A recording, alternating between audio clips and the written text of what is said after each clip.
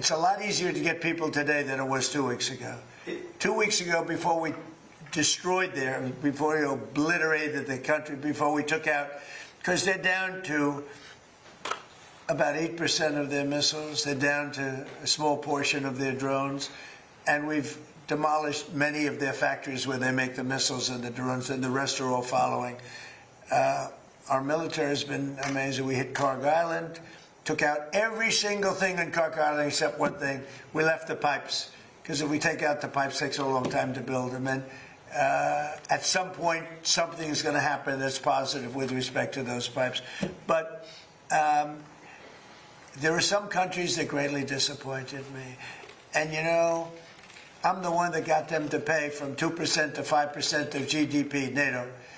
And I get along great with those countries in NATO, but I always said, you know, the problem with NATO is we'll always be there for them, but they'll never be there for us. And when I hear the UK, which was sort of considered the Rolls-Royce of allies, right? When you say they were the oldest and they were going to be there, and I say it would be really helpful if you'd send over a couple of ships, and if you have some minesweepers, which they do, it'd be very helpful.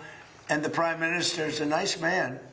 I think he's a very nice guy. He says, well, I'd like to ask my team. I said, you don't have to worry about a team. You don't have a team. You're the Prime Minister. You can make a decision. Well, I have to speak to my people. I said, you don't have to speak to anybody. So it's very disappointing. And then after we obliterated them and destroyed their military, the whole thing, and it became a much safer zone, he said, we're going to send over 2 aircraft carriers. I said, I don't want them anymore. I don't want them after we win. I want them before we start. I don't need your aircraft carriers after we've already won. So, you know, those things are very disappointing. And you have to remember, we have 45,000 troops in Japan. We have 45,000 troops in South Korea. We have 45,000, 50,000 troops in Germany. We defend all these countries. And then, do you have any minesweepers? And they say, well, would it be possible for us not to get involved? I've been saying it for a long time. This is the greatest thing to come out of this. We spend trillions and trillions of dollars on NATO to defend other countries.